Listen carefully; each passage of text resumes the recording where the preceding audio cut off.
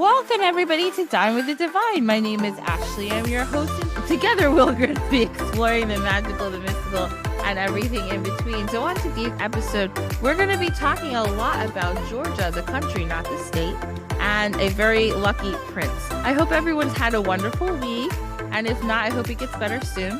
Today we have a fantastic guest, Ana Antadze. Ana is a nomadic Georgian artist, singer, cultural worker, and ancestral lineage healing practitioner. Ana's people come from various areas of the Caucasian Georgia. Ana's art, healing services, and cultural healing projects are dedicated to the remembrance of ancient wisdom and ancestral treasures. Ana enjoys bringing her voice and visibility to old wise powers that have been concealed by colonialist and imperialistic historical processes. Ana, how are you today? I'm good. Thank you, Ashley, for having me. I love the name Dine with the Divine. Divinely. I'm glad you like it. That's awesome. So I love to ask everybody, how did you start on, you do so many different things. So we'll talk about this first. How did you start on your path to learning more about like your land and the ancestral processes of your land? I guess it starts like very early on because I'm dually raised culturally. I was just 3 years old as we moved away from Georgia. Mm-hmm. And I was then raised for 10 years in Austria. And then we went back to Georgia again. So I had this I never really felt fully Georgian at that time, and neither did I feel Austrian. Mm-hmm. And so it was this feeling of estrangement and at the same time feeling a huge welcoming from the land. But at that time, I wasn't really understanding what this welcoming is. Mm-hmm. Psychologically, it was like feeling like the outsider, like the stranger there, as I was again starting to go to school as we were back there. And because of this kind of a bit of aloof and at the same time loving my country in a weird way, Mm-hmm. not in a weird way, but in a way just at that point I wouldn't really have understood it because there were really a lot of troubles, like inherited troubles, unresolved troubles from the Soviet era, which broke down just in the 90s. Then we had in Georgia civil war. And as we went back, it was early 2000s. And the first couple of years I witnessed also there would have been like electricity. How do you call it when the light goes out and there's no electricity? Oh, like blackouts? Yeah, blackouts for like ever for 2 years, and there would be only rarely like electricity. So it was really harsh, and not only that, also like for me, also interpersonally, but also a lot of love there, and especially from the land and from like old grandmothers. I always loved grandmothers. Yeah. Yeah. And old women in any country seem to always make you feel good, right? Yeah. My mother would tell me like, as I was really small, if I saw a grandmother, I would like run to this grandmother and hug her. And, so I loved Georgian grandmothers, especially because they would hug me back. So in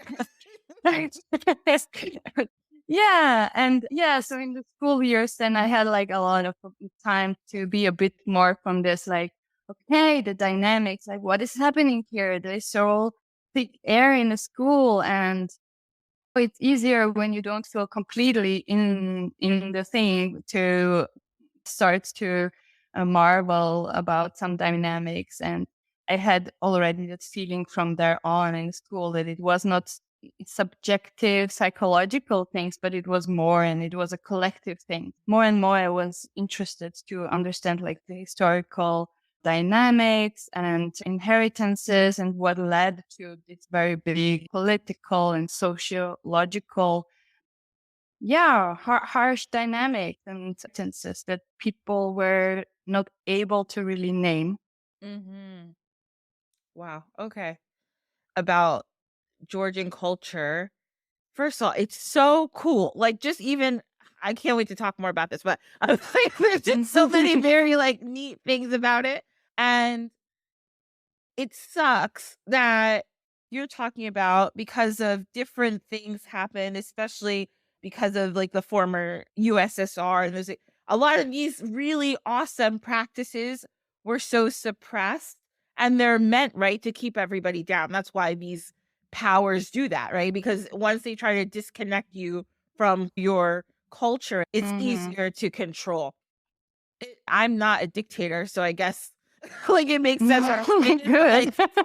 Like that's probably a good example. But when I see some of the different cultural things, like I was listening to some polyphonic singing, and I was listening to watching some of the dancing, which I have to talk about for at least 3 hours. I was like, and me just being me, I'm like, how could anybody want to suppress this? It's so cool. It's just like every culture, it just has such unique dynamics. I'm like, how could anybody not want to see this? This is beautiful. So yeah, and I think all that political stuff when it comes in and another place is trying to oppress people, it does give a big disconnect to everybody. So no matter what's going on, like you said, you felt like a thickness and like, why is the community feeling like this? Because it's like, yeah, you're all being forced to disconnect from something that you know in your bones. And that's just rude and mean. And nobody's saying that. Don't be a dictator, everybody. That's mean. I know. I know. Please don't. Yeah, yeah, exactly. So it is such a harsh reality of being raised in a space where. So let me say first about like just like so how to say in a broader term in Georgia's history throughout the history culturally. Oh, sorry for that. I thought I had put it off. So, throughout the history, the Georgian culture has already this pattern from very early on to have been colonized by and imperialized from one big empire after the other. And one of the reasons they say is because it's geographically in a place where it's tiny. Georgia is tiny, it's not big. I think it's like around 7 feet quadrat kilometers or something like that. So around the size of Austria. And it was never really big. There's an exception in the 13th century or so, but otherwise it's small. And around Georgia, there were these huge imperias and like Ottoman imperias or Seljuk imperias or Arabic imperias. And then there were also the Mongol invasions, all these huge imperias. And then also the Russian Imperium, and then the USSR. Yeah, so it had this repeated history, one after another. So it in the Georgian culture, and on the other hand, you also have 2 points from a side. You get then your character through your history as well. So Georgians are very versatile, and it's partially also due it to having been mingled with so many different cultures. And at the same time, having somehow miraculously that very ancient culture, regardless of having been so tiny and having been seized over for multiple times. That's very interesting as well, how the identity had been kept still. But coming back to in the Soviet era, that was then really a profound, as you were saying, exactly, like there were really very specific attempt to unroot the people. And there they started the very big, like in the regions where the people had the most kept ancestral knowledge and were like very much connected to the place and the land. And that's the area where I also researched in Petsureti, this project of mine, the Kalagi project. They because of that reason, to unroot them and to make an amnesia, cultural amnesia, they displaced lots of people from there to other places in Georgia. And the reason was they explicitly would say that every land shall be used and be in good usage, but it was definitely also to make people cut away from their roots. When you don't remember much about yours, then it's so much easier to be becoming part of the program of what the Soviet Union wanted to become, the new human and all that gigantic. Yeah. Yeah. That was dumb. We don't like it. No. No. I know. Was not. We didn't like it. You don't know. Yeah. Yeah. Yeah, I'm sure. I've read about it. Sounds pretty awful. So my next question for you is your art and your healing. When did that start for you? When did you get started with all of that? With the healing, so with ancestral lineage healing, it started actually for me personally, just conscious or obvious or direct encounter with my ancestors like that in spirit started actually around COVID. Oh, wow. Yeah. So my teacher, Daniel Four, who founded the organization Ancestral Medicine, had then at that time, he offered a free public ritual that was named Bring Out Your Dead. I love the name. Yes. But I Like it too. That's a good one. And it was just some time before that I had purchased his book and I really liked it. I was always interested in my ancestors and history and heritage and so forth, but I had never encountered it in this specific approach to contact them in spirit, really directly. So that was his teaching. And at that time in COVID, he offered that free ritual and I joined and it was like really powerful. At that point, my ancestors, that was my mother line's ancestor, was also the first line with whom I got engaged in and worked with and so forth. And since then, she was like all the time with me. And like, you're right now, let's dive into that, please. Let's get more. And I would, from there on, I started, I knew the course, like Daniel offers always also today, several times in a year, ancestral lineage healing course for self to use it for yourself. And then I didn't have anything in the idea to become a professional practitioner or professional ritualist or something at that point, but it just somehow organically came to that. Yeah. Oh, that's wonderful. They just found you. They're like, you're at home right now anyway. It's COVID. Exactly. That's the time. Exactly. And I was at that point in a tiny town called Hildesheim. And the flatmates, they got in COVID. How was it called? COVID, where you couldn't leave your home. Oh, like quarantine? Yeah, COVID quarantine somewhere else. So I was all alone and not knowing anyone in a tiny town anyway. So I was literally for 3 months. And I'm someone who enjoys also being alone, like being quote unquote alone, like in the nature and so forth. But that 3 months were really with no other humans. And my ancestors really used that time very well. Yeah. So they were keeping you company. They said it's good to be alone, but too much alone time is not good. So exactly. So let's drink a cacao together. Yeah. Oh, I love that. Oh my God. So we're going to talk about next, since we're diving the divide, we're going to talk about some food. So we found one of these lists that I love to find on the internet. So it's like 10 dishes that'll make you fall in love with Georgian food. Oh, Georgian food. Oh my God. So you can tell me what the real deal is, because I read these sometimes and people are like, no, not that one. Okay. So the first one, and I'm so sorry too, I'm not going to be able to pronounce these properly. So just forgive me in advance. I apologize. Yeah, you are forgiven. Okay. I'm not trying to butcher your language. Oh, geez. We have, I'm going to try to announce this one. It's Khachatpuri. Khachapuri. Okay. Ajaruli. Oh, it's really good. Okay, yes. And it's so funny. I've seen this before. I think I saw it on a TikTok or Instagram, and somebody was making this, and I was like, whatever that is, I need it in my mouth immediately. I need to eat that right. Yeah. It's Literally. better than it looked.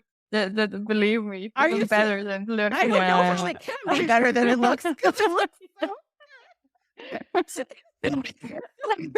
Like imagine a fondue made with bread, like crunchy bread, and you can eat the not the table plate part as well. yeah. And the plate is a crunchy bread. Oh my It's god. just yeah. It looks so so I saw somebody making this online and I didn't know. So the other thing is, if anybody doesn't know, in Georgia the alphabet is different. It's not Mhm. the Roman alphabet. Because I didn't know what country it's from, I'm stressed, right? I'm watching this video. I want to know where they make this, but I can't read it. Like I can't even guess because it's a completely different alphabet that I had never even seen before. I was like, I don't know this Yeah. alphabet. And then, so this must have happened like a year ago because then a couple months ago, we did a episode with Seta, who is our friend of the show from Armenia. And I was like, that alphabet looks a little similar to the one I had seen. So then when I saw this picture, when I was reading this article, I was like, aha, I found you. I was like, I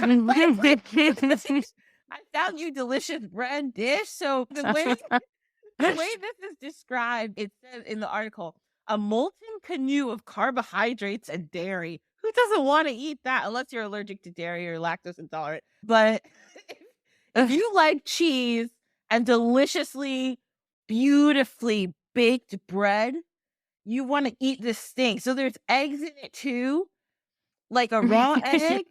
And I'm like, that's fine. I'll eat What? Oh my god. Butter, cheese, bread, and eggs. Like, come on. What else do you want? They will bring it in this bread canoe, and they will bring this cheese, and the butter melts inside. And really, the egg is raw, but you scramble it inside. So because the cheese is really hot, it's like cooked right away inside. Oh Yeah. my god. But you do it yourself. Yeah. Oh, so that that is one of the variations of the very like typical Georgian dish khachapuri. Khachapuri means like cheese bread. Okay. Yeah.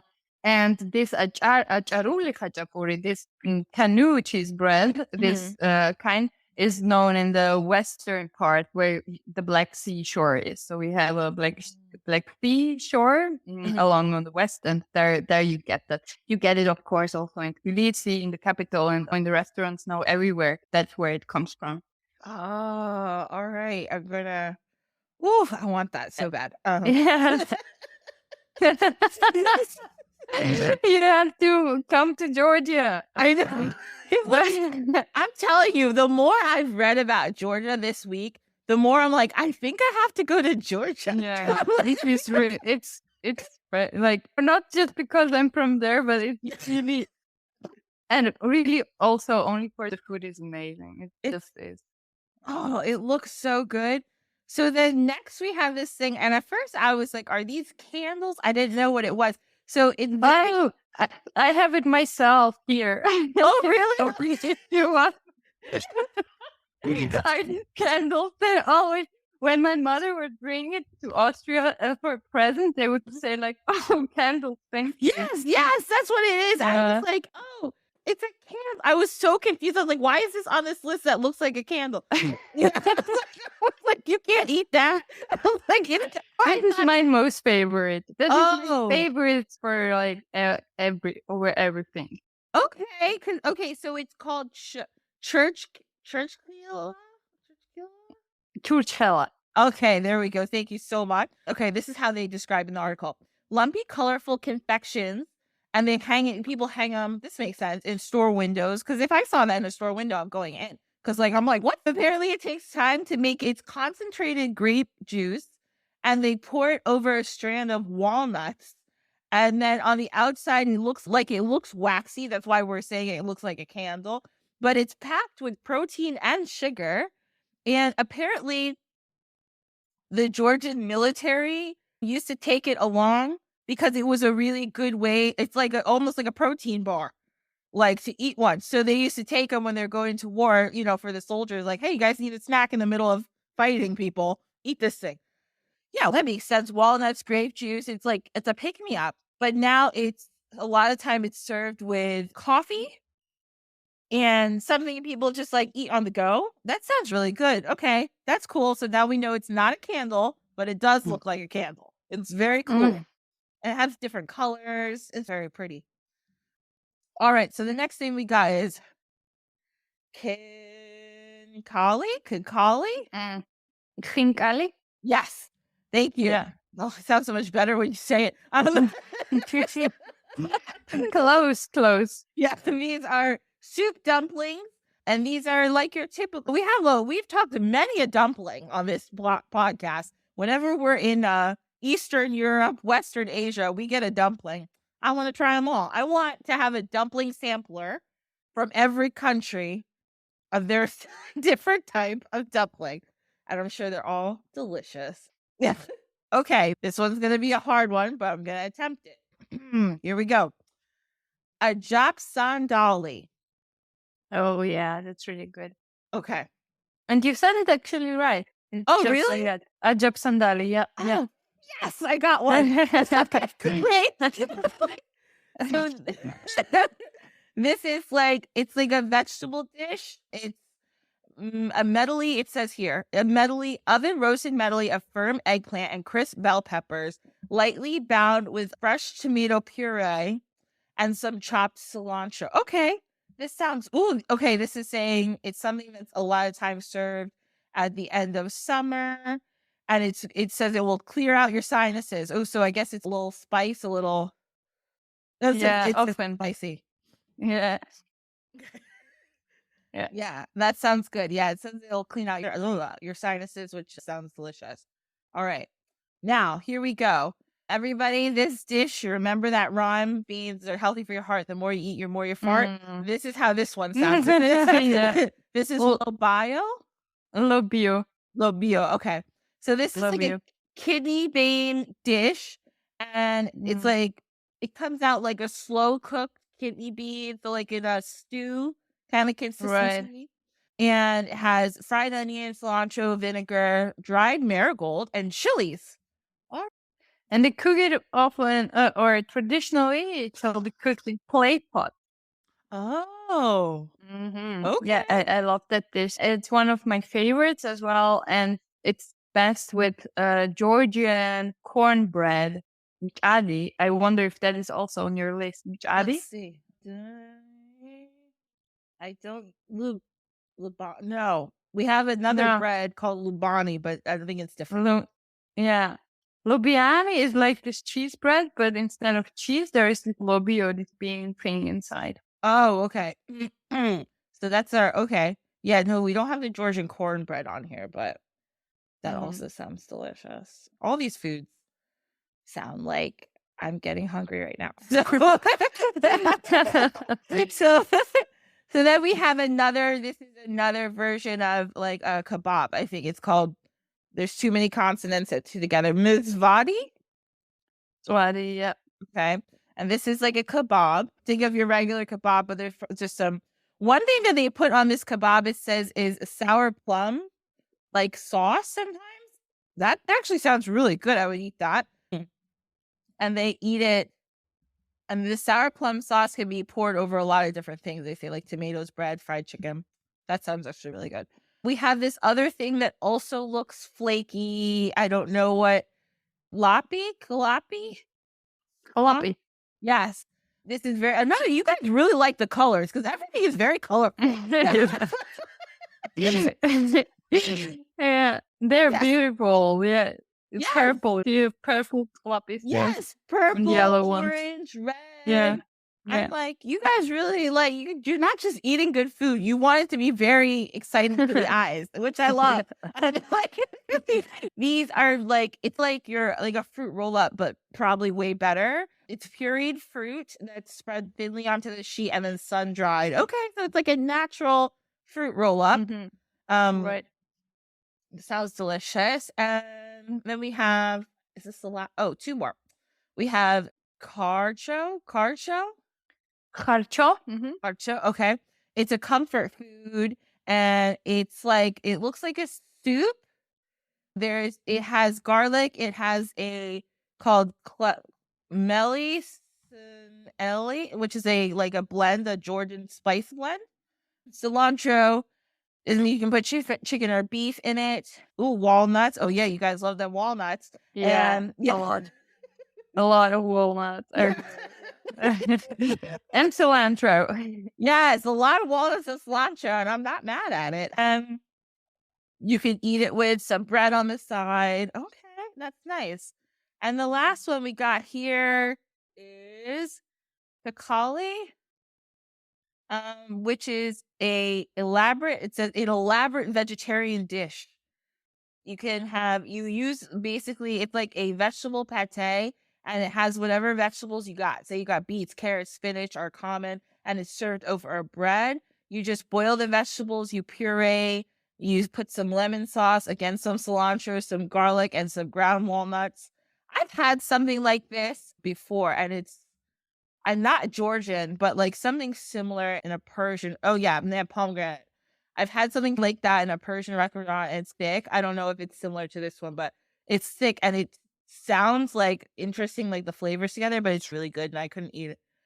It was really good and I couldn't eat too much of it because I got really full, but I really Yeah, enjoyed it. because of the walnuts, right? Yeah, you get really very full fast. yeah, yeah.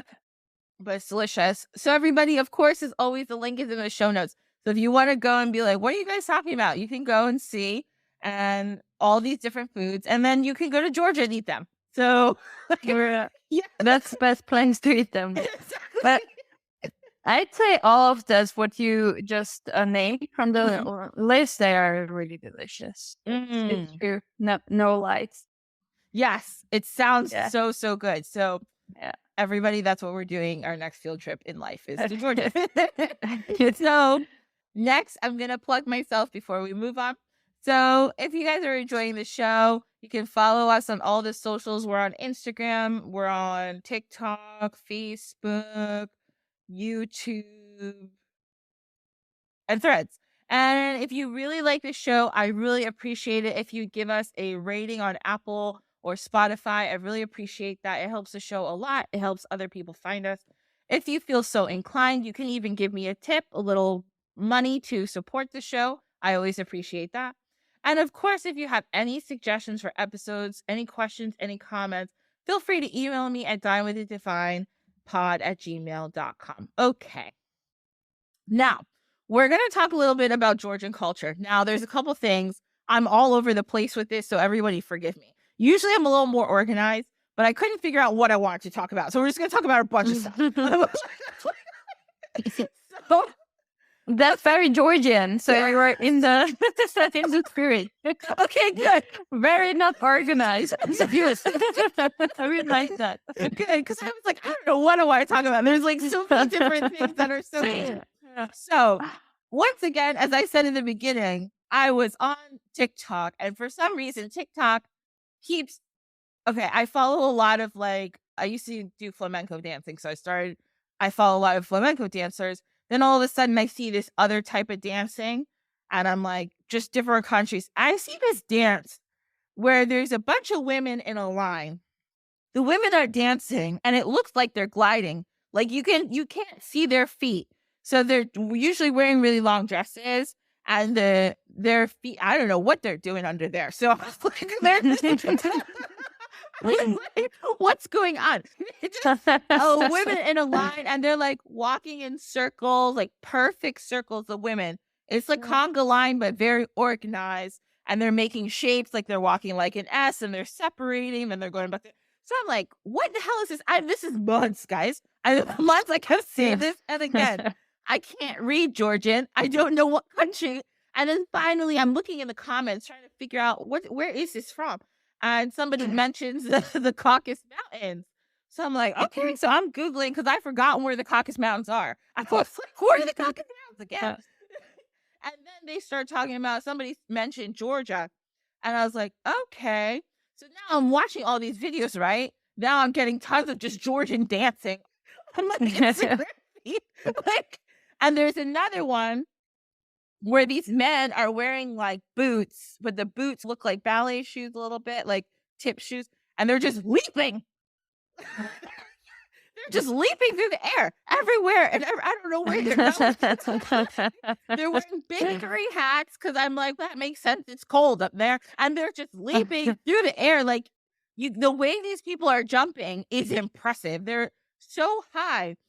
So I was like, I need to learn everything there is to learn about Georgian dancing. And then I was looking it up, and there are many different types of Georgian dancing. There are very specific reasons for the dance, and they have like stories behind each dance, which I thought was really cool. So I was going to talk a little bit about a couple of them. I won't go through the whole list, just a few. So we got Kartuli. This is a romantic dance or a wedding dance, and it's usually performed by a couple. And during the dance, the man is not supposed to touch the woman, and they're supposed to be a certain distance away from each other. And usually it's the woman moving around the man, which is pretty interesting. Also, there's tons of like Georgian dance groups that like show all these different dances. You can find a lot of it on YouTube. It's very neat. There's Korumi, which is a war dance. And this is usually performed by mostly men. And it's supposed to demonstrate different themes about war and celebrating and victories and glories, but also like the hardship of war, which is really interesting. So they have specific rhythms they use, even specific dance beats and specific like instruments, bagpipes and drums that they usually use during these dances. Then they have Juruli, which is like what we were talking about, the bread before, but not the bread. This is a dance. But it comes from Ajura, which is where it gets its name. And they usually have really colorful costumes during these dances. And they usually have soft, graceful movements. And they're like, usually it's men and women, and they're like being a little flirty and like fun during the dance. But it's supposed to be a little bit more fun and lighthearted and just fun. They have parts that is a fast-paced, rhythmic, colorful dance, and it's very fast, but it's also graceful. Then we have the Kazberguruli, which is a dance that comes from the mountains, and it is cold up there, so the dance actually shows you how about the landscape of the time. So the movements are very strong and stiff because it's cold, and they're talking about the mountains. All of this is performance art, obviously, but it's just so neat how every single dance is showing you. It's like watching a movie. Every dance isn't just like a dance. It's telling like a story, and they come from the different regions, and they're explaining what those people experience, or like situations. Like I said, some of them were about marriage and like fun and like being flirty, and some of them are about war. So it's really neat. Then we have, there's so many more, but I'm just going to read one or two more. We have Pari Kalba, which is from northeastern Georgia, which is the area we're going to talk about in a minute also. And usually it enters like a woman who's looking for her beloved, and then the beloved enters from like the other side, but he enters like, ha, I'm here. Oh no. So it's usually a man and a woman jumping in. Yeah, he's like, I've come. And she's like, so it's very exciting. Everyone gets excited. And usually the costumes too, the men, and it depends on the dance, but a lot of the time these men are wearing these big hats, big furry hats. And these women are also wearing headdresses. And in this particular dance, the woman, when she decides to throw down so it's like the men around start like play fighting. And when she puts her headdress down, everybody's got to stop because she has announced that the dance is over, which is neat. And there's some other like war kind of dances. And then I'm going to go back to the dance for now you said it before. What is the region that you were doing a lot of your research with the yeah, that is in the north eastern area. Khersureti. Yeah. Khersureti. Yeah. Yeah. So They have a dance too, and this is a dance that unites love, courage, respect for women, toughness, competition, skill, beauty, and colorfulness all in one performance. It starts out with a couple being a little flirty, and then another dude appears, and then this other. So it's usually yeah. Okay. So okay. Yeah. So now it's usually men and women. So it's usually a woman. She's there and she's like all cute and be like, oh my God. And then a guy comes out and he's like, oh my God, you're so cute. And she's like, oh my God, you're cute. And then another dude comes and he's like, but wait, I think you're cute too. And now what's she gonna do? There's two dudes and she doesn't know what to do. Yeah. So then the men then the men start to fight. And this is a dance, guys. This isn't a play. This is a dance. So like the men start to fight. And then the woman, she like gets her, she puts her veil down and she's like, everybody stop fighting. I'm gonna leave because now I'm pissed off. You guys didn't need to fight. Like, I just wanted to be flirty. So then they leave. And then the other men, they attack each other. They keep fighting. And at the end, the woman comes and she stops the fight again. And once she stops the fight the second time, it means that the dance is over, but you never get to know who won. It's interesting. It's very cool. And apparently it's very technical and requires intense practice and the utmost skill in order to perform the dance without hurting anybody. Because remember, this is a play fight. They're not really fighting, but they're supposed to show that they're fighting because it's part of the performance. And you don't actually want to cut somebody's hand off. You just want to pretend you did, because it's supposed to be fun. So there's a lot of these really interesting. Oh, and this is the last one I'll mention because it's very neat. Actually, sorry, I have to mention two more. This is the second last one. This is another mountain dance. It's called Mituluri. And this is similar to our previous one we were just talking about, but this one's based in competition the same way. But in this dance, it's between two groups of young men. So they'll pretend to fight also, and they'll also do tricks. It's basically a dance battle between two groups of dudes who can be the coolest. And a lot of it has a really cool finale. And a lot of these are festivals, used to happen at festivals they used to have in the highlands, in the mountains. And it's supposed to just be fun for everybody to watch. And then people get to say, oh, who won? So it's a good time. And then the last one is another one that I saw on Instagram. Is Summit and Konga, which are awesome. These costumes have really long sleeves for the men and the women.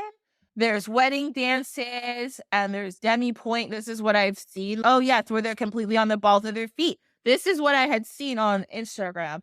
And it must take years to really learn how to perfect this because these people look like they're gliding. They don't look like they're walking. It's very cool.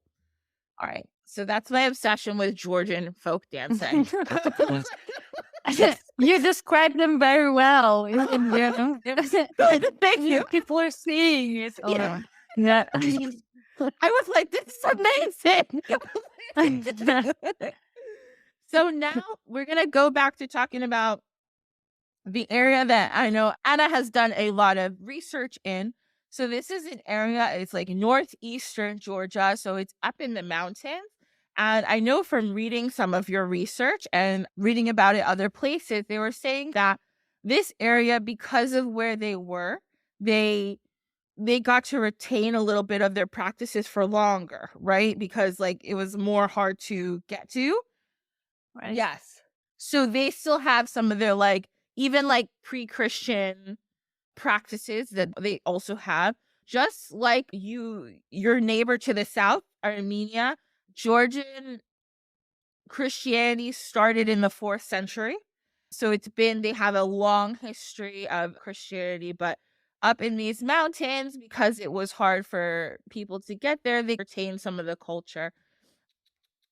It's like, if you look at the pictures of these areas, it's gorgeous. Think like when people talk about the Alps and people talk about these other mountain ranges. I never knew, and I don't know why nobody told me, but I never knew the Caucasus Mountains were so beautiful. My God, like it is gorgeous. I don't know why they're not out here making more postcards. It makes me want to go there. It's beautiful. Yeah, they're very beautiful and incredible feeling to be there. And it's like also just the region of Khepsureti. So Mhm. there is also Tusheti, another region more far to the east, which is also beautiful, Mhm. miraculous. And only Khepsureti as well is you can go to the, let's say, from the side from Tbilisi, from the capital, you call it the other side. So there is the highest point where you drive over the pass. Mhm. And from this side, you call it the other side. And the other side looks very different than, let's say, this side. And so depending on in which gorge you are, the landscape again changes. That's like also amazing how the landscapes change. And beautiful, yeah, in cliffs and in rocks but it's a very harsh nature. Like it's Mhm. very harsh, and you can also feel like the cultural. Or let's go back to that what you were sharing right now with the, and that's true.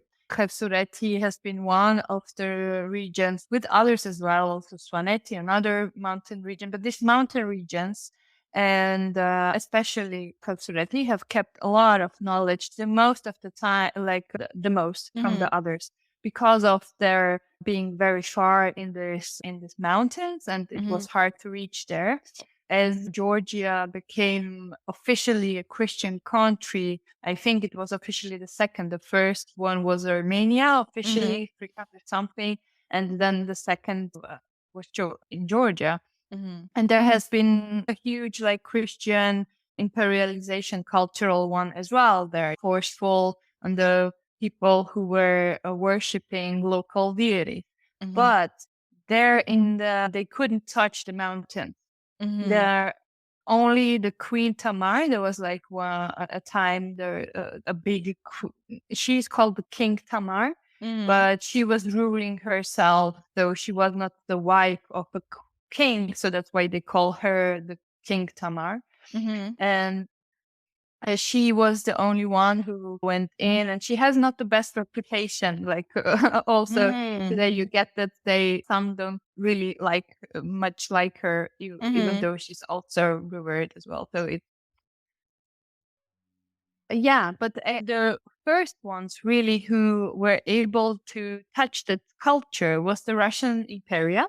Mhm. And so we became at the end of the 18th century. Officially, Georgia had signed at the time it was an attempt of becoming that Russia was just becoming a patron of Mhm. Georgia. They had to protect Georgia, but instead of protecting Georgia, they started to colonize regions Mhm. slowly, one after another. And there were long attempts to do that in Khafsureti as well, and it was the hardest there because they are also from mentality and from the character, they're not the most, how to say, they won't obey so easily. They're really warriors and like Mhm. very independent thinkers and beers, that they're also very devoted to their local traditions. That's so Yeah. important to them. You feel that even today. Mhm. And so because of this history, so only after that the Russian Imperium touched it, but also it remained it for still many pre-Christian customs. And then in the Soviet era, the Soviets just displaced many of them from the mountain regions because they had this very strong identity with their land. Mhm.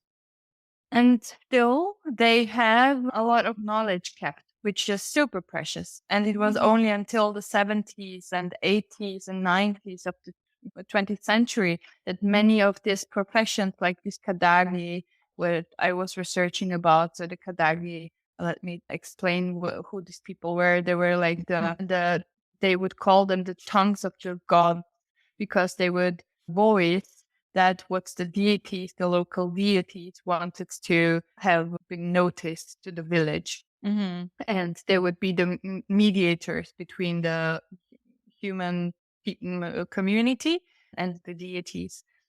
So they were very important people, and this was really a profession. And that went along until the 70s. After that, it starts to come into extinction, and today there are no Kadagins anymore.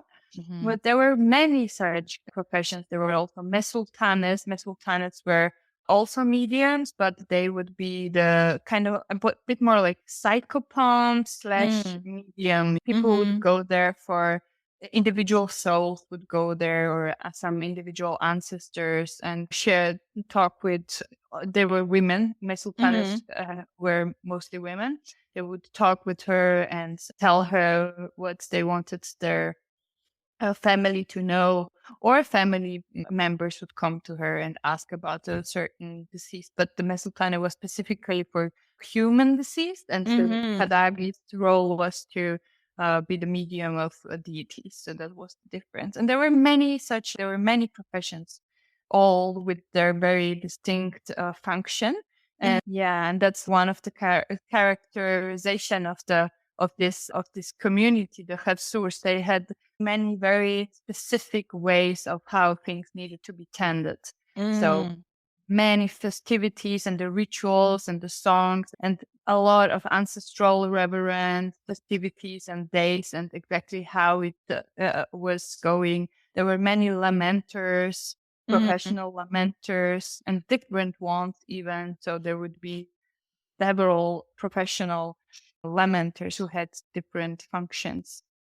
Yes, I was actually reading about, and thank you for going over that because I was just gonna read from your website. I was like, so I'm glad that we could You're- hear it from you. mm, But one of the things I saw that was about the professional lamenters, and I put that in mm, the show notes, everybody, so you guys can read it too.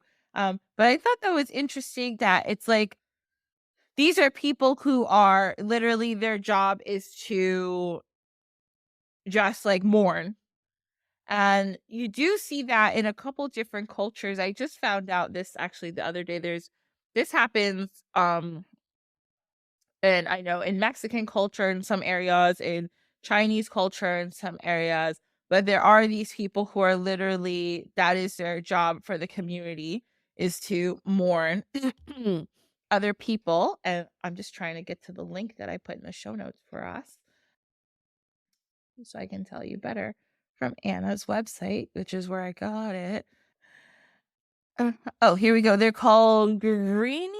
Is that how you would say it? Or no, sorry, that's the song that they sing, right? the green one, that is a specific sky thing song. That is Oh, okay. yet another thing. The Okay. lamenting voice is I translated it naming laments in voice. That's a specific way of mourning in Okay. poetry and song. It was Yes. Yeah.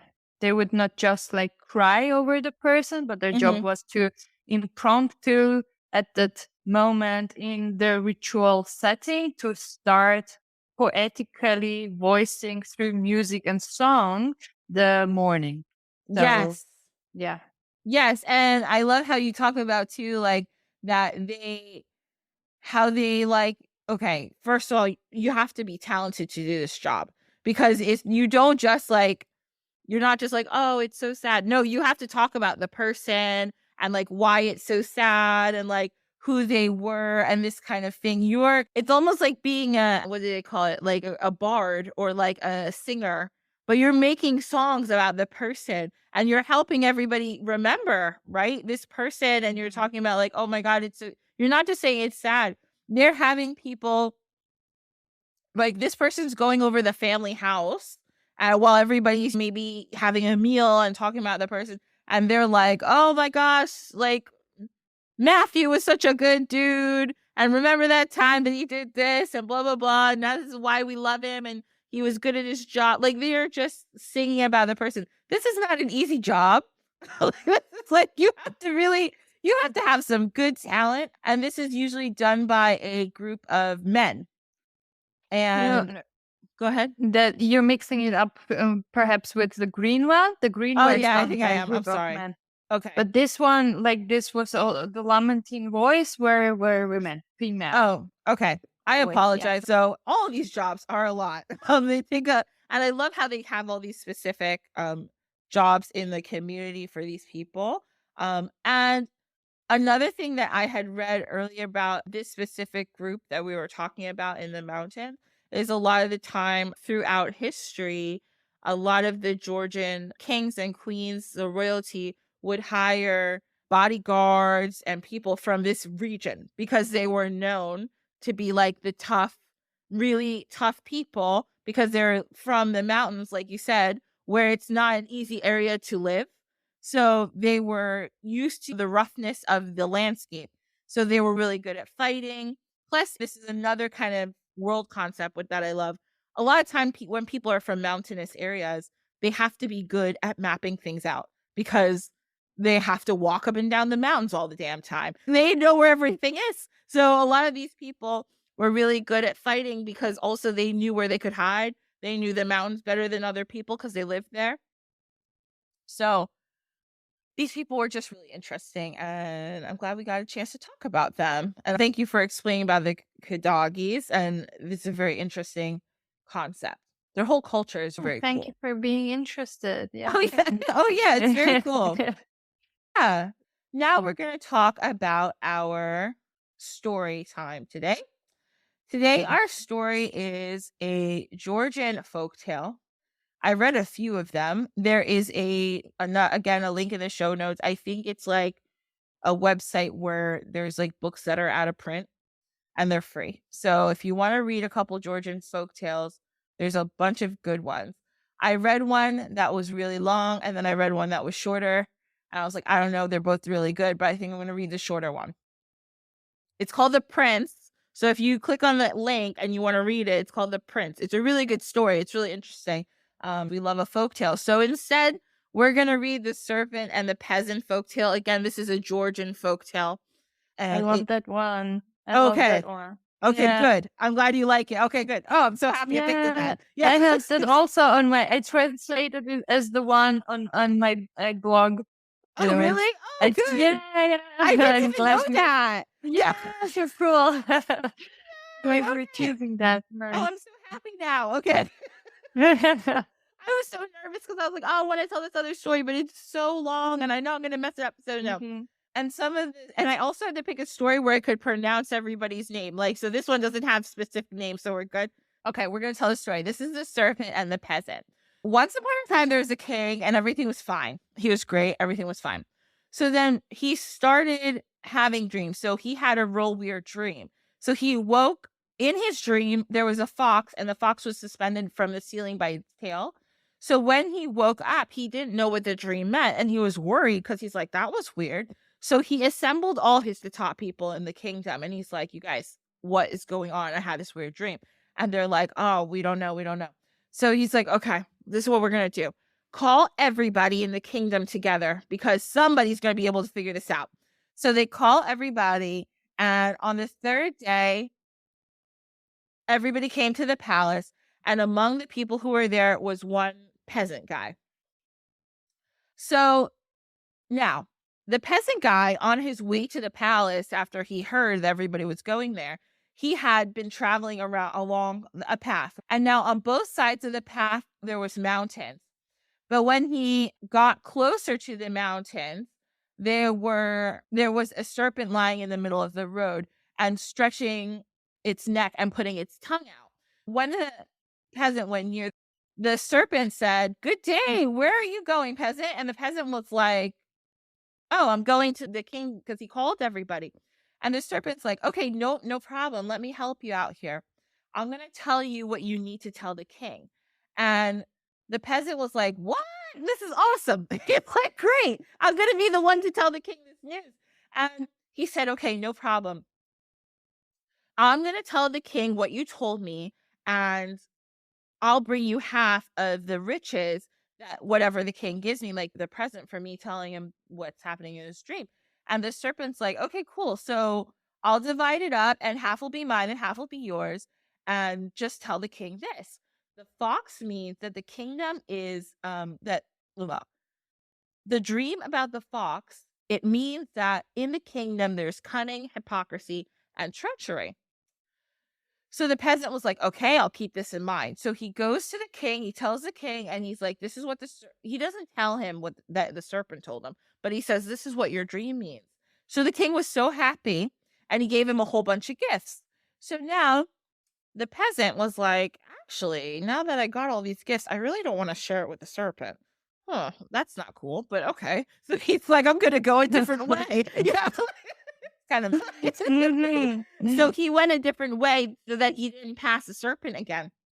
So now some time passes and the king has another dream. So in this dream, a sword, like a sword without a sheath on it, is hanging suspended from the roof. And the king then again calls the peasant and he says, come, I had a dream. What do you think this dream means? And the peasant was like, I don't know. And he's like, actually, king, if you give me a day or two, I'll be able to figure it out. And the king's like, okay, fine. So what does the peasant do with his petty self? He goes back to the footpath where he saw the serpent. Okay. So disrespectful. So he goes back and he's like, Serpent, Serpent, where are you? And the serpent comes out. And the serpent's like, what do you want? What's the problem? And then the peasant's like, I got a problem. The king needs me to help him again. And the serpent was like, all right, go tell the king. So the peasant tells the serpent what happened about the dream. So the serpent's like, go tell the king that the naked sword means that there's war coming and that the enemies are in and out. So he has to prepare for battle. There's people in the kingdom plotting against him and outside. So go tell him to prepare for battle. So after he heard that, he thanked the serpent and he left. So he went to the king and he told the king. And he said, oh, king, this is what the sword means. So the king was super happy. He's like, oh my God, thank you so much. And he gave him more gifts. Now the peasant went back to where the serpent was. And because he went the same path. Maybe he was tired this time. He didn't want to go a different path. So he went back on the same path. And the serpent's like, oh, now that you're here, can we chat about how you didn't give me my money last time? It's like, and can you give me some money? So then he got super mad, the peasant. He's like, I'm not giving you any of my money. I'm going to give you a black stone and burning cinder. And he takes out his sword and chases the serpent. The serpent tries to go into a hole, but as the serpent's slithering in, he cuts off part of his tail.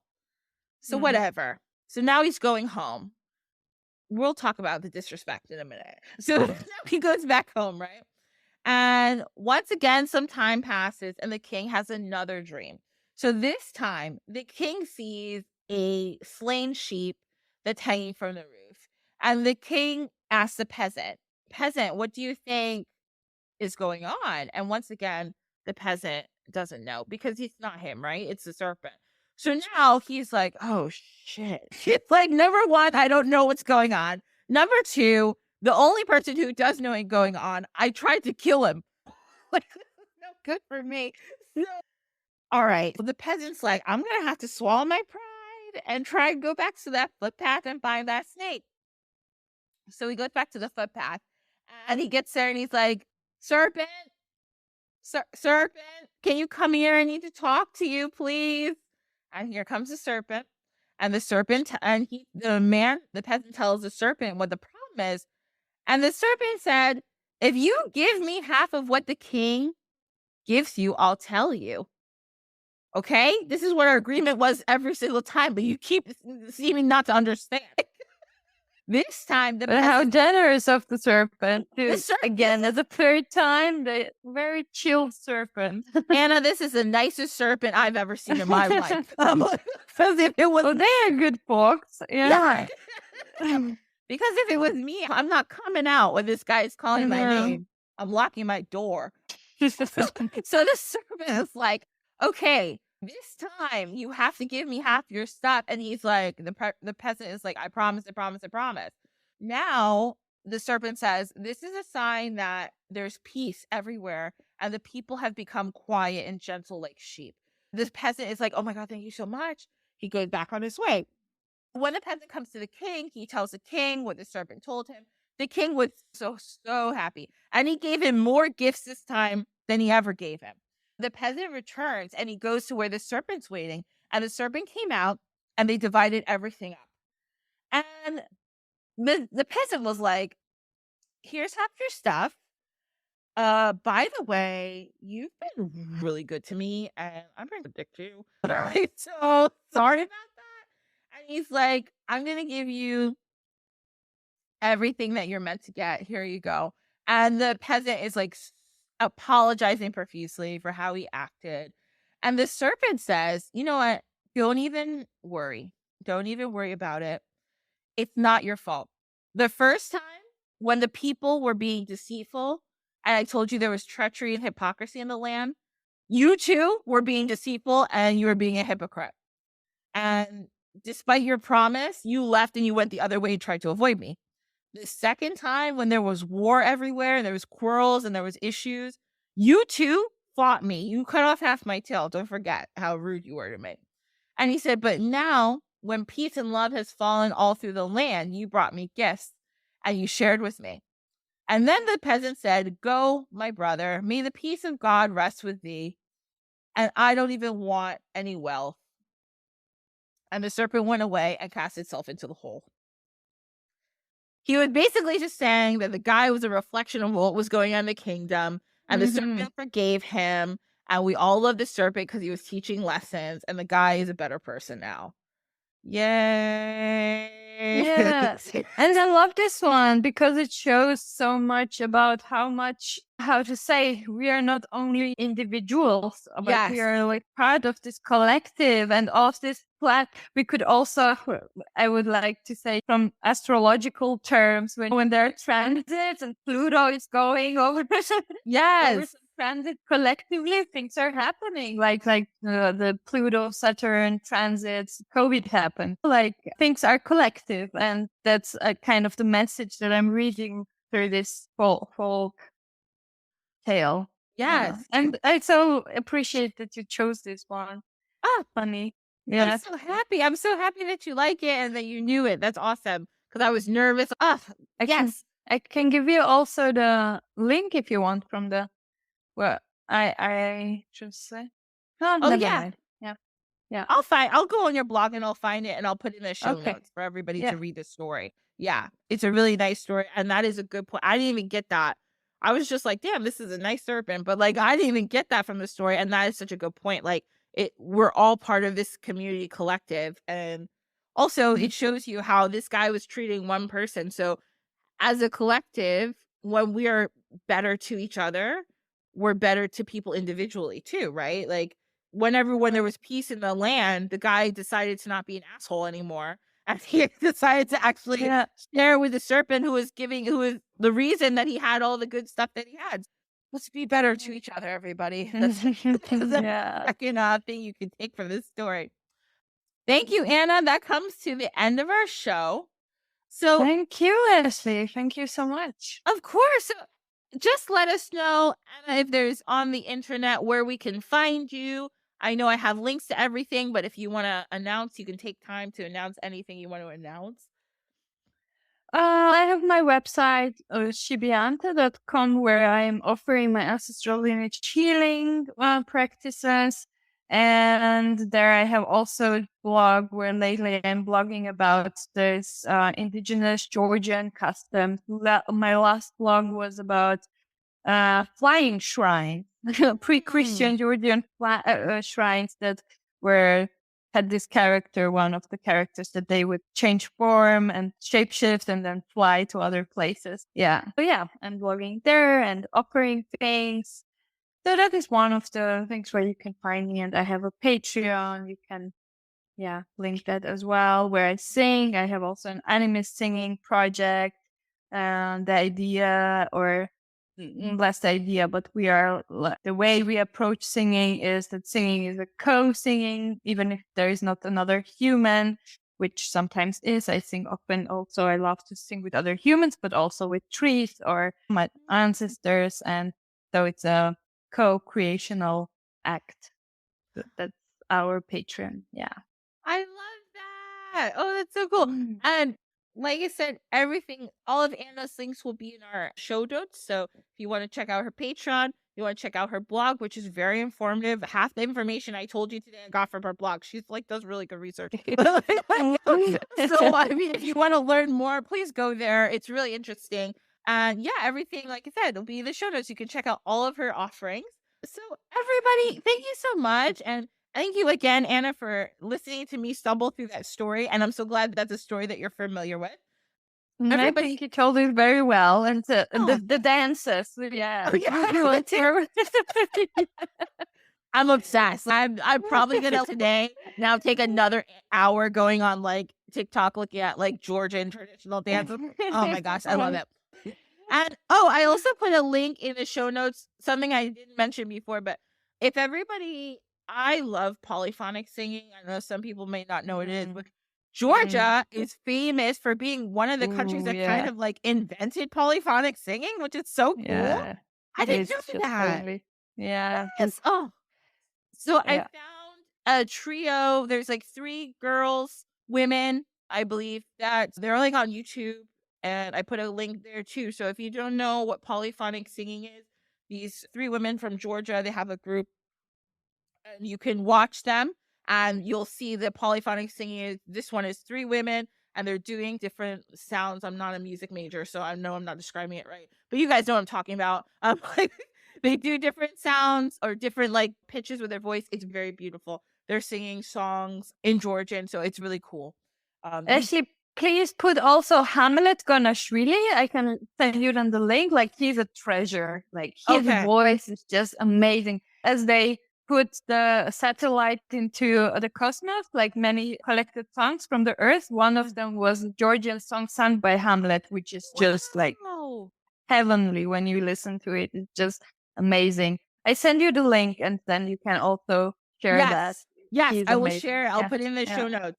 Cool. Perfect. Oh Yeah. my god. And the thing that's so beautiful about music in general, not just Georgian music, but you don't need to know what people are singing to feel something. Like when I was watching, like I said, I love polyphonic singing. I just love it. There's this Polish group that I always listen to. They do polyphonic singing, but when I was listening to these 3 women sing, you just feel like I just felt warm. I felt good. And they're just like walking through their town. This one girl has her donkey. It's very cute. It's very sweet.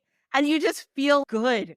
I was like, oh, this is so cool. Like it's really, and obviously they could be singing about anything. And there's another group I listen to, and sometimes they have a whole album of like funeral songs. But even then, I don't know what they're saying, but you feel it. And that's the whole point of music, right? Like it's for you to feel something. I'm going to put this Hamlet, you said is the man's name. Hamlet, yeah. Hamlet Okay. Gonashvili. I will put his stuff in the show notes too, so you can all feel what we feel. It's really cool. Yeah. All this, the other music is amazing, and this is the whole reason I do this podcast is so that we can all introduce each other to our cultures. If there's one thing is like that's why I love doing this is because I love learning about about Georgia has been such a delight. You never know that this tiny country in the Caucasus Mountains, this tiny country that I knew barely anything about. I'm like open to this like whole other world of culture. And I'm like, I'm so happy that like I learned something about this. You know what I mean? Like this is just now my worldview is now expanded too. I hope this happens for everybody. I hope you guys listening to Anna explain stuff and like just see how like cool the world is. Like it's just awesome. Oh, I just love Thank you so much, Ashley. Thank you. It's been You're so very fun. appreciated, and my Yeah. ancestors are happy that you guys are celebrating our culture. I'm so glad. Thank you. Thank you. Anna's ancestors. I appreciate it. Like I said, so this is the end of the show, everybody. This is Dine with the Divine. Thank you so much for listening. We're on all your favorite socials. You can find Dine with the Divine anywhere you listen to your podcast. And if you want to follow me, Ashley, I'm at Sankofa HS on Instagram and most handles, and that's Sankofa Healing Sanctuary on Facebook. Thank you so much, everybody. We will see you all next week. Thank you. Bye. Bye, everyone.